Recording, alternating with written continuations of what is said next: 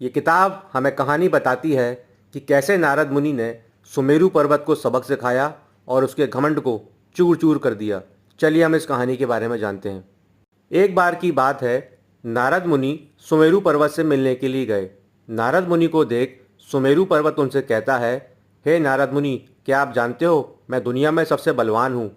यह जवाब सुनकर नारद मुनि उसे कहते हैं, ऐसा नहीं है, तुमसे कई शक्तिमान इस दुनिया में हैं, जैसे वायु, सूरज, वर्षा। यह जवाब सुनकर सुमेरु पर्वत हंसने लगता है और नारद मुनि का मजाक उड़ाने लगता है। ये सब सुनने के बाद नारद मुनि नाराज़ हो जाते हैं और वो मन बना लेते हैं कि अब वो सुमेरु पर्वत को सबक सिखाकर रहेंगे। इसके बाद नारद मुनि जाते हैं वायुदेव के पास। वो वायुदेव से बोलते हैं कि सुमेरु पर्वत कह रहा था कि मेरे से शक्तिशाली इस दुनिया में कोई भी नहीं है, वायुदेव भी नहीं। ये सुनने के बाद वायुदेव नारद मुनि से कहते हैं, अब समय आ गया है कि सुमेरु पर्वत को सबक सिखाया जाए। हालांकि इसी बीच सुमेरु पर्वत को एक खबर लग जाती है कि वायुदेव खुद उसको सबक सिखाने के लिए आ रहे हैं और इससे बचने के लिए सुमेरु पर्वत याद करता है श्री हरि भगवान विष्णु को और भगवान विष्णु से मदद मांगता है। भगवान विष्णु सुमेरु पर्वत से कहते हैं, चिंता मत करो, तुम्हारी रक्षा करेंगे गरुड़देव, जो तुम्हें वायु के प्रकोप से बचा लेंगे। और जब वायुदेव आते हैं सुमेरु पर्वत पर सुमेरु को सबक सिखाने के लिए, तब वो अपनी पूरी शक्ति लगा देते हैं। तेज आंधी तूफान चलने लगते हैं, लेकिन इसके बावजूद सुमेरु पर्वत का बाल भी बांका नहीं हो पाता है। इसका कारण ये होता है कि खुद गरुड़देव सुमेरु पर्वत की रक्षा कर रहे होते हैं।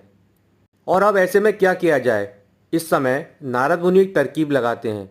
वो सुमेरु पर्वत के नीचे जाते हैं और चिल्लाने लगते हैं, मेरी रक्षा कीजिए विष्णु भगवान, हे श्री हरि मेरी रक्षा कीजिए। बार बार चिल्लाने लगते हैं। उनकी आवाज़ सुन लेते हैं गरुड़देव और वो सुमेरु पर्वत को छोड़कर नीचे आ जाते हैं नारद मुनि की मदद के लिए। और इसी दौरान वायुदेव फिर से आते हैं सुमेरु पर्वत के ऊपर और तेज़ हवाएं, आंधी तूफान चलने लगते हैं। इससे होता यह है कि सुमेरु पर्वत का ऊपरी हिस्सा पूरी तरीके से तबाह हो जाता है। इस आवाज़ को सुनकर गरुड़देव आते हैं सुमेरु पर्वत के ऊपर और कहते हैं सुमेरु पर्वत से, मुझे माफ़ करना मेरे दोस्त, मैं तुम्हारी मदद के लिए नहीं आ पाया। ये सुनकर सुमेरु पर्वत गरुड़देव से कहता है, नहीं मेरे मित्र, ये पूरी गलती मेरी है। मुझे घमंड था अपनी शक्ति पर, लेकिन अब मुझे एहसास हो गया है कि इस दुनिया में मेरे से भी बलवान कई सारे लोग हैं।